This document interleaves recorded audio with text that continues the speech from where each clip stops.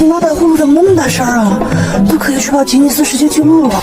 快把你馒头来，快点！您今天这个呼噜打的实在是太厉害了。对不起，对不起，妈把你操心了啊。